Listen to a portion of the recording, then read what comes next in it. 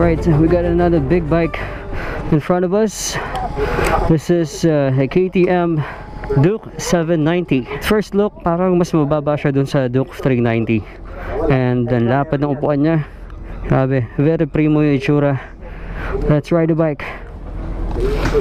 The KTM Duke 790, also known as the Scalpel, is equipped with a liquid-cooled 790cc parallel twin engine, 4-stroke, 8 valves, double overhead cam, EFI, 6-speed transmission.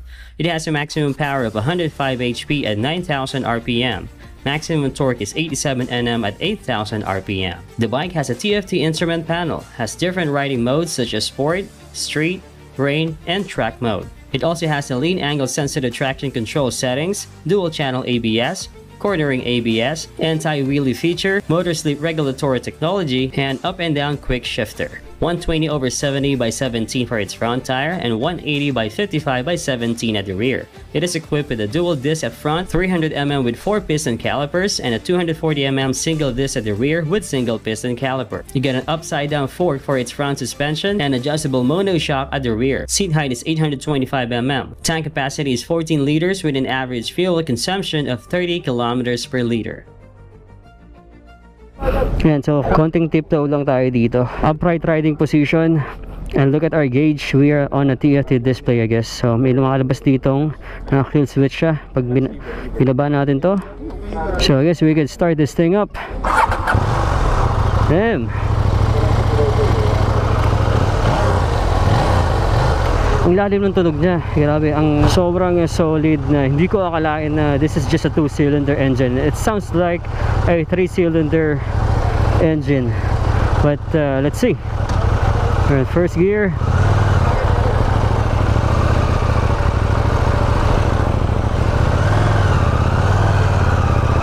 Uy, ang baba ng kanyang foot peg. Grabe.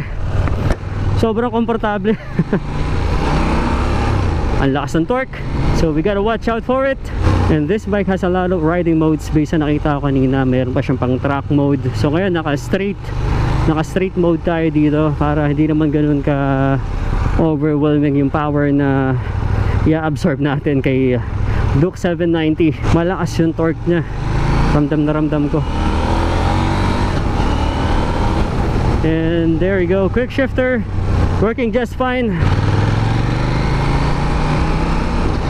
Oh yeah, ang sarap ng shifting niya. Clutchless shifting. So yun, naka-upright riding position tayo dito. Napaka-komportable niya sa totoo lang. So if I will be given a chance to buy a Duke between Duke 390 and Duke 790, I would rather go with 790. Yan, syempre sa sobrang komportable niya, and komportable din yung angkasan niya. And sa foot peg natin, yun, mababa lang. Hindi ganun, kasi hindi talaga aggressive yung riding position natin dito. Kahit na 5'4" tayo, kahit na hindi ganun kahaba yung reach ng braso natin, kayang-kaya natin to. Siguro kaya pa to kahit 5'3". Yan. And for a daily ride, why not, diba? Kasi yun nga, sobrang dali niya lang dalhin, napaka-komportable. And yun, sa maneuverability niya, wala akong masabi. Maybe this would also be a nice beginner bike as well. Yan. Para dun sa mga kagulong natin na meron ng mga basic knowledge sa pagmumotor from at least 150cc kayo galing. Eh, gusto nyo mag-jump up sa big bike agad. Ito, pwede tayo dito sa 2-cylinder na 790cc ni Duke, ni KTM. Yan. Sa traffic, medyo challenging lang din. Siyempre, medyo may kalaparan yung handlebar natin. This might be quite challenging sa mga traffic situation. And then, pang long ride, yun. Doon talaga natin mas ma-appreciate yung overall design ni Duke 790. Dahil di ko akalain na ganito siya kasarap dalhin. Siyempre, at first, this is from KTM. And this is a Duke. Siyempre, usapang torque, diba? Matik na yan, malakas. And it is very evident naman na malakas yung torque niya, but it doesn't mean na hindi na siya komportableng sakyan.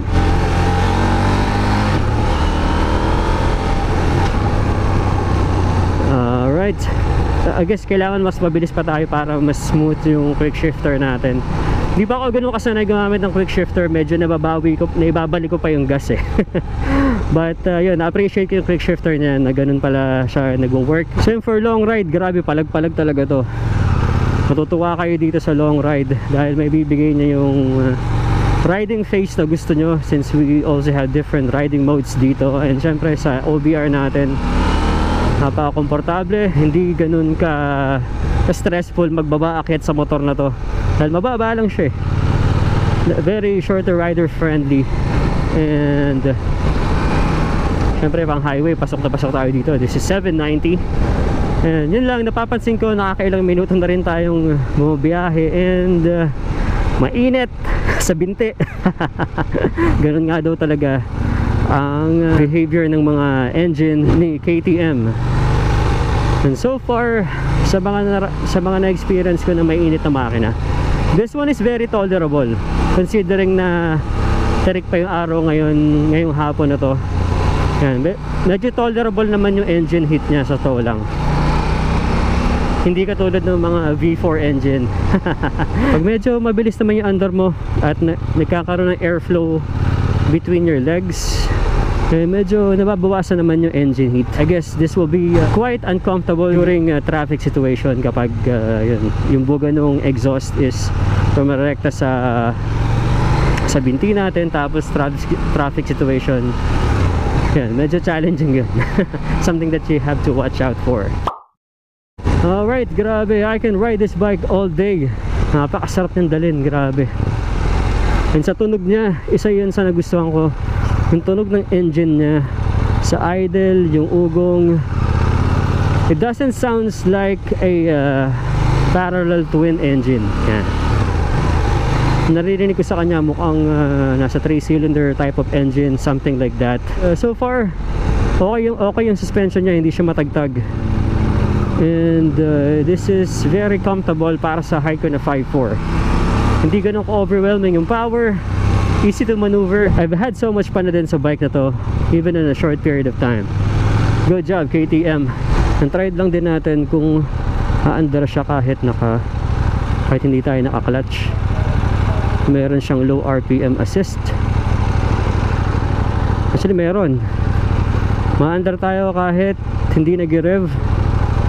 Yan, nakastay lang siya sa 1.5 RPM. There you go.